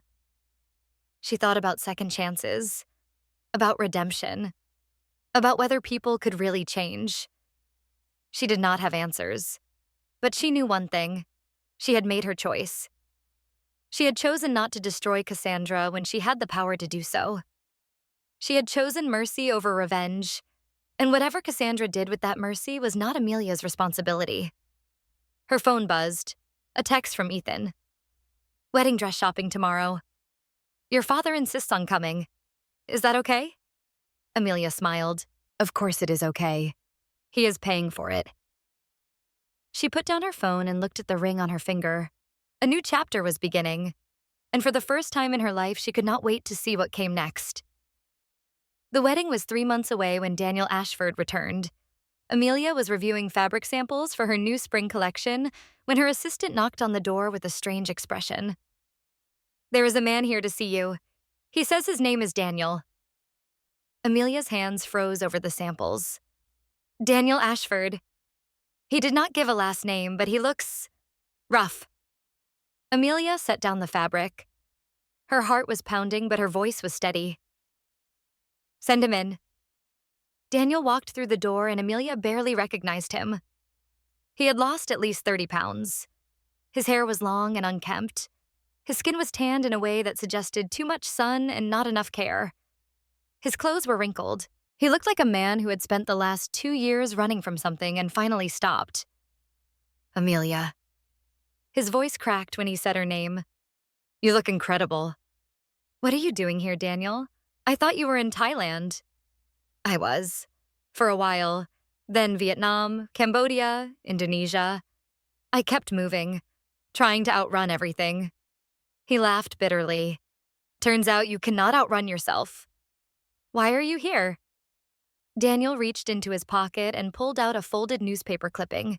He handed it to her. It was an engagement announcement. Amelia Carter and Ethan Brooks. The photo showed them smiling at a charity gala. I saw this in an American newspaper at a coffee shop in Bali. That was 2 weeks ago. Daniel's eyes were wet. I got on the first flight back. Why? Because I needed to see you. One last time. Before you marry him. Amelia set down the clipping. Daniel, there is nothing left to say. We have been divorced for over a year. I am engaged to someone else. Whatever we had is gone. I know it is gone. I just needed you to hear something. He took a deep breath. I am sorry. Not the kind of sorry I said before. Not the desperate sorry of a man trying to save himself. A real sorry. From someone who finally understands what he threw away. You had a lot of time to think in Asia. I had nothing but time. And at first, I spent it all blaming everyone else. My parents for raising me wrong. You for not trying harder. Your father for destroying my family. He shook his head. But after a while, the excuses ran out, and I had to face the truth. Which is, I was a coward. I married you because you made me feel like a good person. But when being a good person got hard, I chose the easy path. Every single time. Amelia said nothing. I watched my mother torture you, and I told myself it was not that bad. I let my sister humiliate you, and I told myself you were overreacting. I found comfort with Julia because it was easier than fixing what was broken at home. Daniel's voice broke. I was weak, and my weakness destroyed the one person who actually loved me. I did love you, once. I know. That is what makes it worse.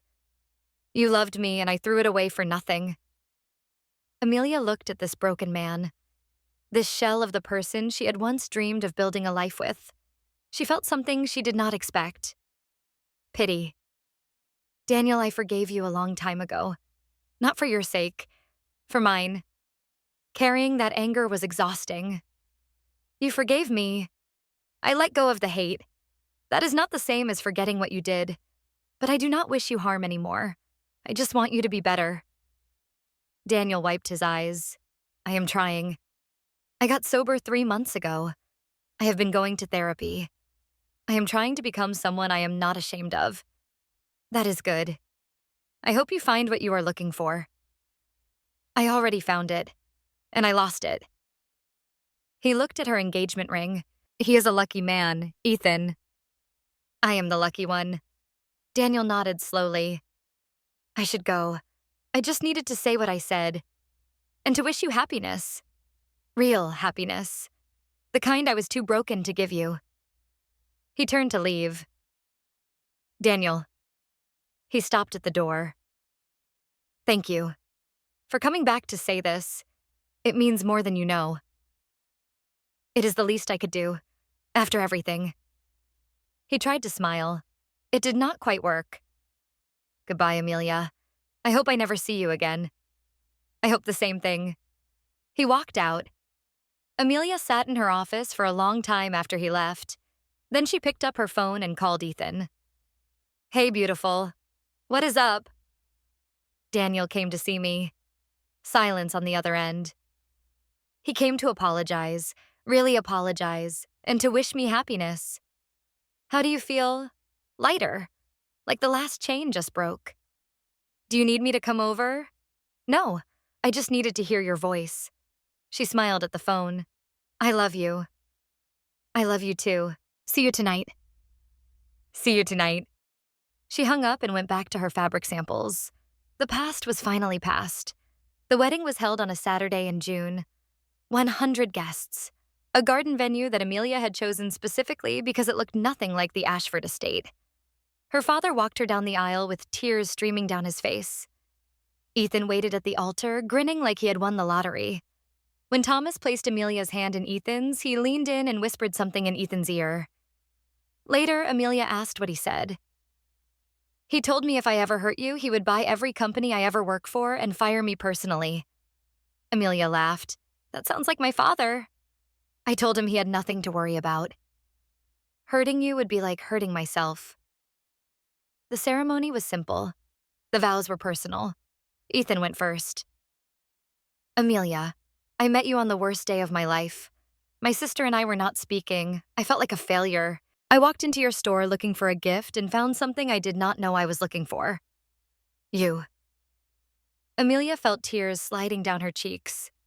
You taught me that strength is not about never falling. It is about getting back up. You taught me that kindness is not weakness. You taught me that the right person does not complete you. They inspire you to complete yourself. He squeezed her hands. I promise to love you when it is easy and when it is hard. I promise to stand beside you, not in front of you. I promise to be your partner, your friend, and your biggest fan. For the rest of my life. Amelia took a shaky breath. Ethan, 2 years ago, I thought my life was over. I was broken in ways I did not think could be fixed. I had lost faith in love and marriage and people. And then you walked into my store looking lost and asked me to help you pick out a scarf. Laughter rippled through the guests. You did not know who I was. You did not care about my last name or my money or my story. You just saw me.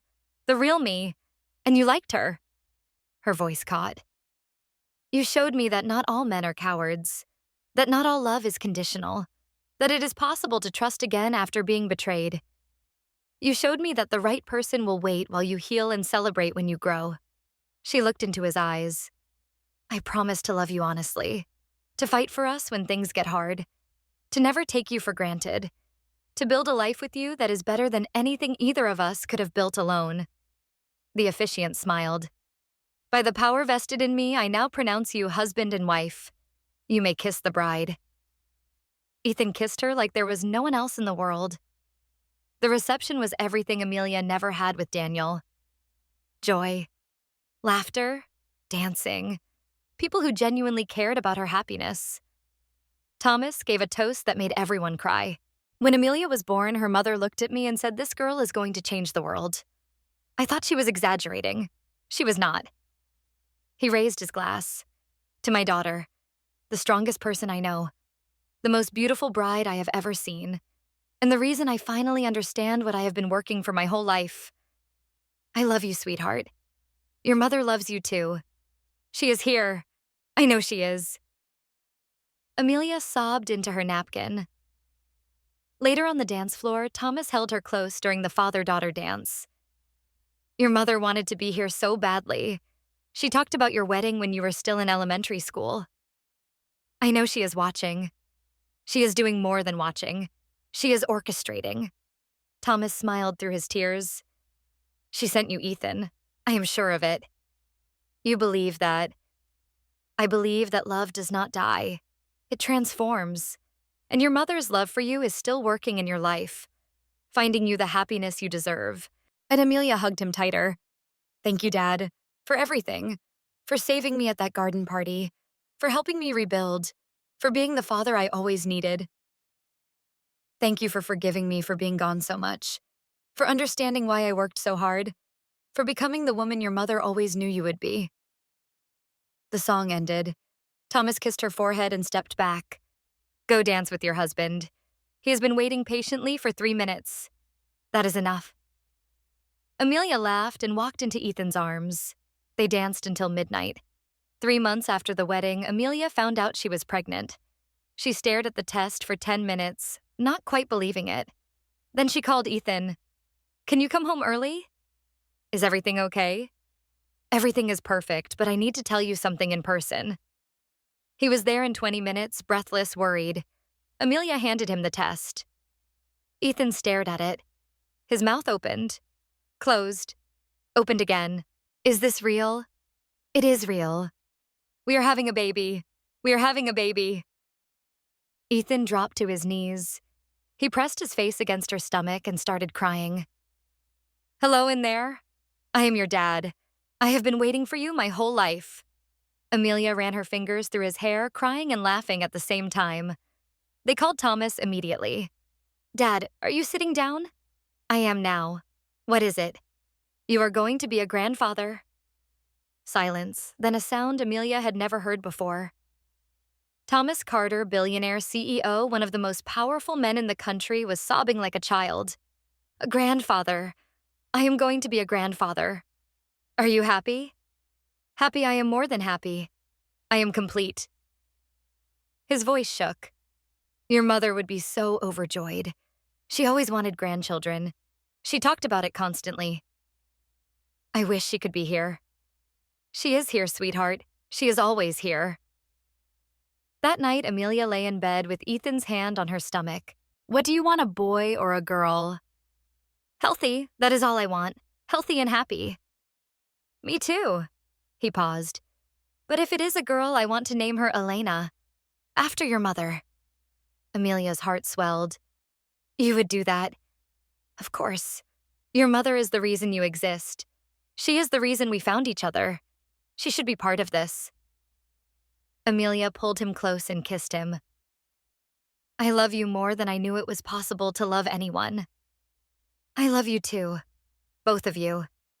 He kissed her stomach. Both of you. 7 months later, Elena Rose Brooks was born. She had Amelia's eyes and Ethan's smile. Thomas held her for the first time and wept openly. She looks just like your mother when she was young. The same eyes, the same expression. Amelia watched her father hold her daughter and felt something she had been missing for years. Completeness. Her family was not broken anymore. It was whole. When Elena was 6 months old, Amelia received an unexpected visitor at the boutique. A woman in her late 20s, well-dressed professional. Ms. Carter, my name is Sarah Mitchell. I work for Connecticut Monthly Magazine. We are doing a feature on the most influential women in the state. We would like to interview you. Amelia had done interviews before, but something about this one felt different. What is the angle? Resilience. Rising from adversity. Your story has inspired thousands of women across the country. We want to give you a platform to share it on your own terms. Amelia thought about it. I will do it, on one condition. Name it. The story is not about revenge. It is not about what the Ashford family did to me. It is about what I did after, about building something from nothing, about refusing to let other people define your worth. Sarah smiled. That is exactly the story we want to tell. The interview ran in the spring edition. The cover showed Amelia in her boutique, Elena in her arms, the words printed across the bottom. She rose. The article told her whole story. The marriage, the abuse, the garden party, the divorce, the boutique, the new husband, the baby. But it focused on the future, not the past. On building, not breaking. On rising, not falling. The response was overwhelming. Thousands of letters from women who had been through similar situations, who had been abused by in-laws, abandoned by husbands, made to feel worthless by people who should have loved them. They wrote to say Amelia had given them hope, that her story had helped them leave bad situations, that seeing her succeed had made them believe they could succeed too. Amelia read every letter, and she made a decision. She expanded her foundation. She funded shelters for domestic abuse survivors. She created a scholarship program for women entrepreneurs. She hired survivors at her boutiques and trained them for management positions. She turned her pain into purpose, and her purpose into power. 2 years after Elena was born, Thomas Carter announced his retirement. The press conference was held at Carter Global headquarters. Hundreds of journalists packed the room. "I have spent 40 years building this company," Thomas said. "It is time for me to step back and enjoy my grandchildren." A reporter raised her hand. "Who will succeed you as CEO?" Thomas smiled. "I am pleased to announce that my daughter Amelia Carter Brooks will assume the role of CEO effective next month." Gasps filled the room. Amelia stepped up to the podium beside her father. "I know what you are thinking. She was a housewife 2 years ago. She runs a boutique. What does she know about running a Fortune 500 company?" She paused. "The answer is everything my father taught me, and everything my life taught me." She looked out at the sea of cameras. "I have been underestimated my entire life. By my in-laws, by my ex-husband, by people who saw my clothes and my background and decided I was not worth their respect. They were wrong." Her voice grew stronger. "The same strength that helped me survive 18 months of abuse. The same determination that helped me build a successful business from nothing. The same resilience that helped me rise from the worst moment of my life. I will bring all of that to Carter Global." She smiled. "To anyone out there who thinks I cannot do this job, watch me." The room erupted in applause. Thomas beamed at his daughter with tears in his eyes. Later at home, Ethan popped champagne while Elena played on the floor. "CEO of Carter Global. My wife is the CEO of one of the biggest companies in the world. Does that intimidate you?" "Are you kidding? It turns me on." He grinned. "I married way out of my league." Amelia laughed and kissed him. "You married exactly right. We both did." Thomas raised his glass. "To Amelia, the most unlikely CEO in history, and the best one this company will ever have." They drank. Elena made a sound that might have been a word. "What did she say?" Thomas leaned down. "I think she said grandpa," Ethan said. "She absolutely said grandpa." Thomas picked up his granddaughter and spun her around. "She is a genius, just like her mother." Amelia watched her family. Her father, her husband, her daughter. She thought about everything that had brought her here. The small town in Ohio. The mother she lost too young. The father who was never there until she needed him most. The marriage that nearly destroyed her. The garden party that should have ended her.